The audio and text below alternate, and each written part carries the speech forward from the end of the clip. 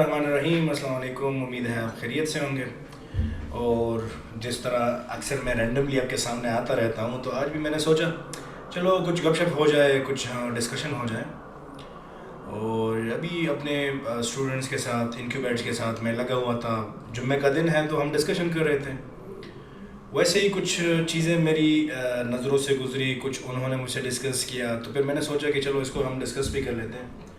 देखो, मैं चूँकि आपको पता भी है कि हमारी जो ऑर्गेनाइजेशन है B1, और इसका मेन जो एम है, जो इसके पीछे एक हमारी मोटिवेशन फैक्टर है, वो है कि हम इस्लामिक बिज़नेस मॉडल को प्रमोट करना चाहते हैं। इस बारे में मैं अक्सर लोगों के साथ गपशप लगाता रहता हूँ, काफ़ी स्कॉलर्स के साथ तो इन कांटेक्ट होता हूँ और उनसे सीखने का मौका मिलता है अल्हम्दुलिल्लाह। अब मैं देखता हूँ कि यार जितने भी मॉडर्न बिजनेसेस हैं, मॉडर्न दुनिया है, उसके अंदर अगर हम देख लें तो लाइक मेरे ख्याल से 90% सक्सेसफुल बिजनेसेस को आप देख लो, 90% को उनके जो बेस्ट प्रिंसिपल्स होंगे वो इस्लामिक होंगे। Islam is a blessing for us, इस दुनिया में भी और आखिरत के लिए भी। ये तो हम सुनते हैं, हमने इम्प्लीमेंट नहीं किया इसको। जो मज़ा इस्लामिक बिजनेस के अंदर है, बिलीव मी, वो कहीं पे भी नहीं है। आज के जो बिलियनियर्स हैं, अगर आप उनके साथ उनको देख ले तो उनकी वेल्थ जो है टॉप का, मेरे ख्याल से 210 बिलियन तक अभी तक दुनिया में कोई नहीं गया। अब देखते हैं थोड़ा सा पीछे जाके, उस्मान रज़ी अल्लाह तआला अन्हु खलीफा मुस्लिमीन, तीसरे खलीफा भी हैं मुसलमानों के। और उसके साथ साथ वो अगर हम देख ले तो मुसलमानों पे बहुत बड़े एहसानात भी हैं उनके। जब भी मुसलमानों को ज़रूरत पड़ी, उन्होंने अपनी माल और दौलत से मुसलमानों की मदद की। और जिस तरह एक मालदार मुसलमान होना चाहिए था, नो डाउट परफेक्ट नमूना थे वो।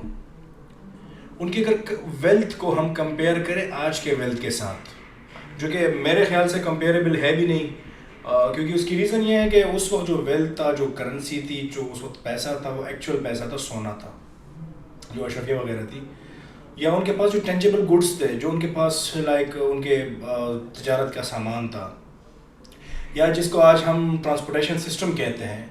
उनके पास जो उस वक्त अपडेटेड ट्रांसपोर्टेशन सिस्टम थी, जो कि ऊंट और घोड़े थे। अगर उन सारी चीज़ों की एवेल्यूएशन एक रफली कंपैरिजन से करें तो एक्सपर्ट्स कहते हैं कि वो ऑलमोस्ट $500 बिलियन के करीब थे। और उस्मान रज़ी अल्लाह तआला अन्हु एक तो खलीफा मुस्लिमीन भी है, मुसलमानों के उन लोगों में से है जिनको ईमान की दर्जे तक हम मानते हैं। और दूसरा हमारे पास है फिर सैयदना अब्दुर्रहमान इब्न औफ रज़ी अल्लाह तआला अन्हु।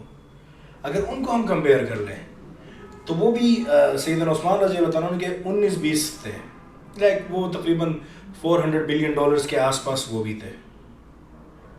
और जब वो मदीना शरीफ थे, उन्होंने वो हिजरत की, तो ऑलमोस्ट अंदाजे के मुताबिक वो बड़े ज़बो हाली में गए थे और बहुत छोटे अमाउंट ऑफ पनीर से उन्होंने अपना कारोबार स्टार्ट कर लिया। लेकिन चूंकि उन्होंने इस्लामिक बिजनेस प्रिंसिपल्स को इम्प्लीमेंट किया, तो बहुत छोटे अरसे में पूरी दुनिया पर राज करने वाले लोग बन गए। अब दीनी लिहाज से तो आइमा जो हमारे हैं वो भी सहाबा के जूतों तक नहीं पहुंच सकते, लेकिन अगर अब दुनियावी लिहाज से बात करें, जो उनकी फाइनेंशियल स्टेटस थी उसके लिहाज से बात करें, तो जाहिर है वो अभी आज का कोई बिलियनियर पूरन नहीं कर सकता। तो अब देख लें, अब यहाँ पे कॉमन कंसेप्ट है यार, दीन को आपने लिमिटेड कर दिया मस्जिद तक, मदरसे तक, खानकाहों तक। क्या दीन सिर्फ इसके लिए है? बिलीव मी, हमारी दीन जो किताबों में है, जब बाज़ारों में आएगी फिर हमें दावत देने की ज़रूरत नहीं पड़ेगी। और वो देखो, लेट्स सपोज मैं कहता हूँ ये M1 जो है या मोटरवे जो पेशावर से है, ये सीधा लाहौर जाती है। अब इस पर किसी भी रिलीजन का बंदा जाएगा तो लाहौर ही पहुँचेगा, वो किसी भी कास्ट का हो, वो किसी भी एज का हो, उसके ताल्लुक जिस जेंडर से हो, वो पहुँचेगा। अगर वो सीधा जाएगा तो वही पहुँचेगा, क्योंकि एक रास्ता एक तरफ जा रहा है। तो इस्लाम ने हमें एक बिज़नेस मॉडल दिया।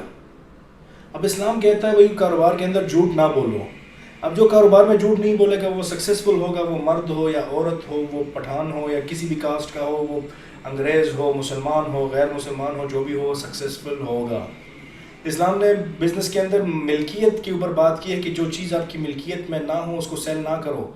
सेल बिफोर परचेज इस्लाम में मना है। तो वो अगर आप देख लो तो आज मॉडर्न बिजनेसेस के अंदर वो क्राइम है। ریٹرن پالیسی وہ ہمیں ہارورڈ آکسفورڈ اور ان یونیورسٹیز نے نہیں دی.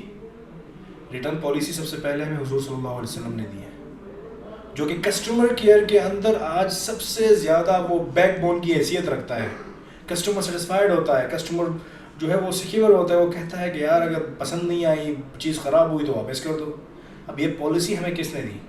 اب اسی پالیسی کو اپلائی کر کے آپ دیکھ لیں امیزون آج کس لیول پہ جا کر وہ بزنس کر رہا ہے. سو ویسے ہی میرے ذہن میں بات آئی کہ ہم اس کو ڈسکس کر لیں, اور چلو آج ایک ایم کے ساتھ, ایک مشن کے ساتھ ہم آج سے عہد کر لیں انشاءاللہ ہم بزنس اسلامک وے میں کریں گے.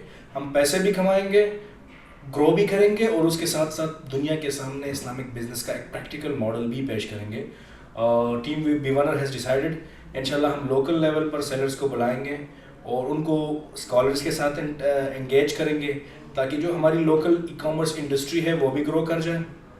جب آپ کے بزنسز, آپ کی جو تجارت ہے وہ اسٹیبل ہوتی ہے تو اکانومی اسٹیبل ہوتی ہے.